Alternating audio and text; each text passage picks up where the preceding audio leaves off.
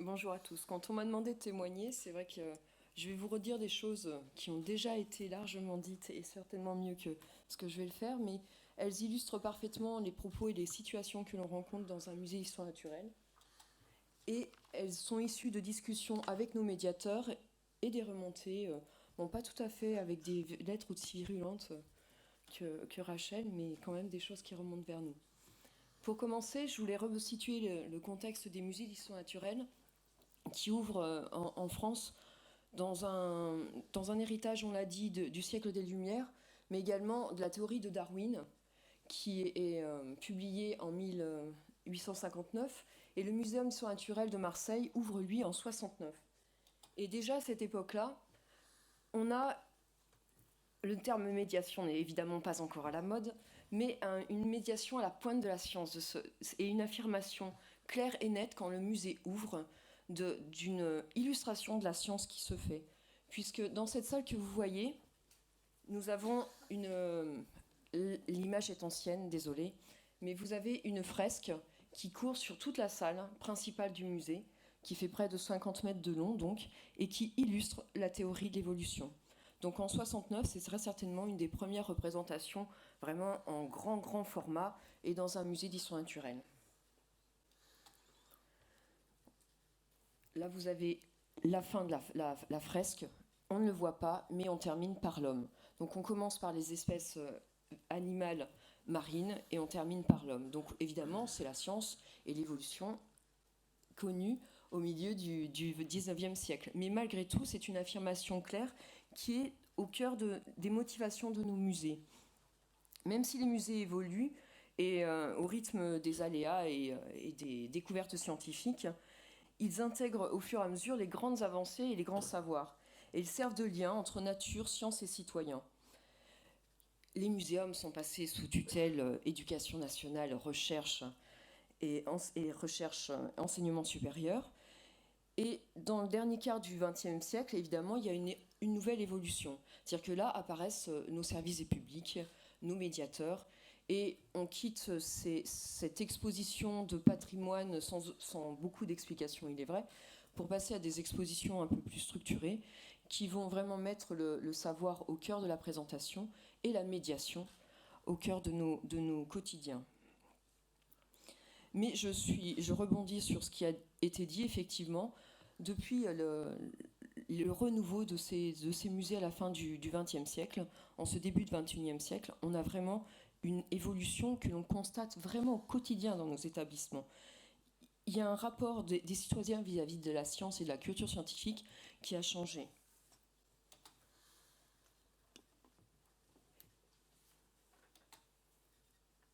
Alors, ce qui nous remonte, évidemment, dans nos actes de médiation, on y reviendra une nouvelle fois, mais la remise en cause de la notion de vérité scientifique.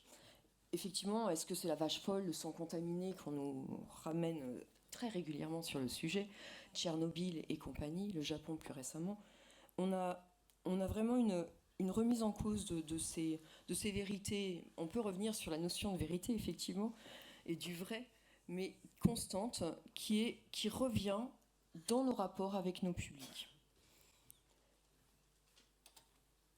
On a également des médiations, on l'a dit, les médiations alternatives qui rentrent dans le champ de la science, alors que nous ne sommes pas dans le champ de la science. Je vous ai mis cette petite image parce que c'est vrai que Philippe Guillet le saura, comme on a travaillé régulièrement ensemble sur l'évolution et le secondaire. Donc, ce petit dinosaure, musée du Kentucky.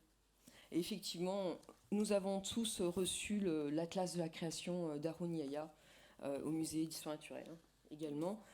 Je dois dire que, et c'est ce qui est inquiétant, tout ça souvent relève quand même une grande indifférence. C'est-à-dire que, oui, vous avez reçu un atlas de la création, et alors, finalement, qu'est-ce que ça peut bien faire? Tout le monde a droit sur la liberté de penser, et puis c'est un bel ouvrage. C'est vrai qu'il est beau, il est relié, il est plein de belles illustrations, donc quand on fait remonter l'ouvrage à nos décideurs, malheureusement, pour certains, il y a une grande indifférence. Et puis, ça, c'est l'avis de mes médiateurs, hein, c'est quelque chose qui revient complètement de nos médiateurs, c'est la rupture de la ville et de la campagne. Donc je ne vais pas vous parler du rat des villes et du rat des champs, mais c'est vrai que la plupart d'entre nous avons eu un membre de notre famille qui a vécu à la campagne. On a passé des week-ends à la campagne. On a vu la nature, la vraie nature qui se fait. Et les enfants que nous recevons, surtout à Marseille, qui est une très grande ville, n'ont pour certains pas vu la mer, n'ont pas la moindre idée de la vie, en général, pour eux la nature. Heureusement, nous avons une belle notion de biodiversité qui est très très à la mode, mais elle est numérique.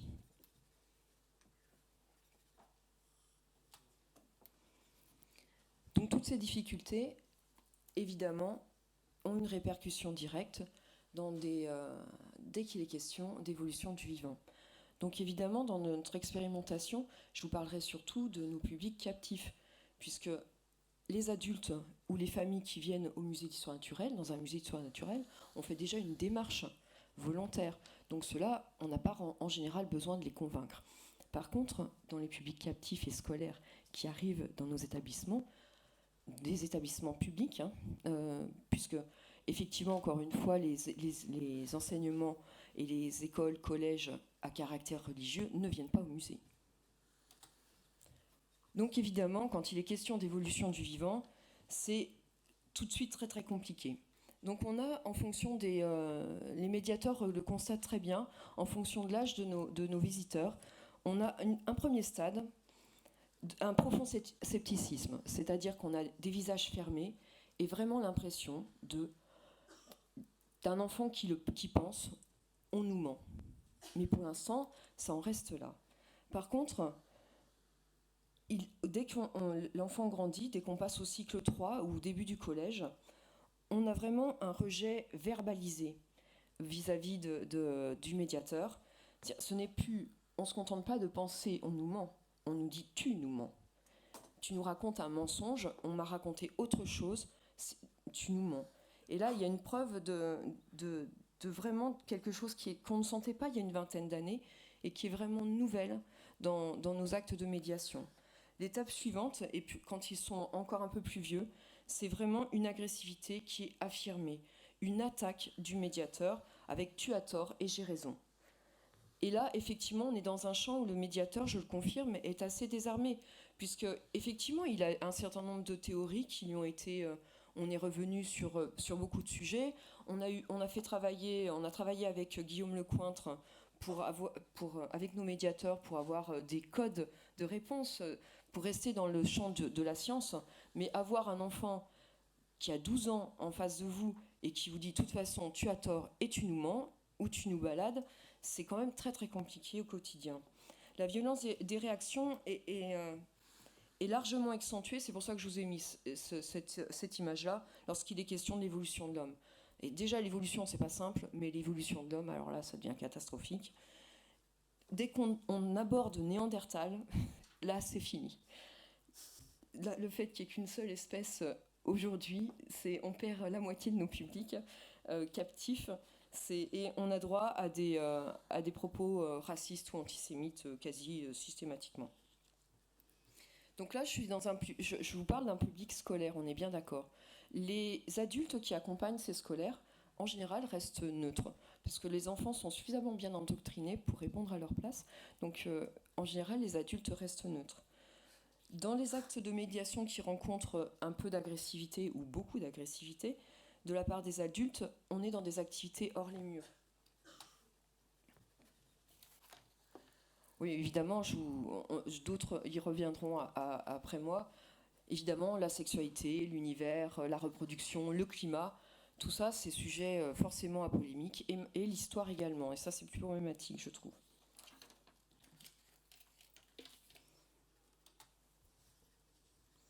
Dans les activités hors les murs, de la part des adultes, on a deux cas de figure.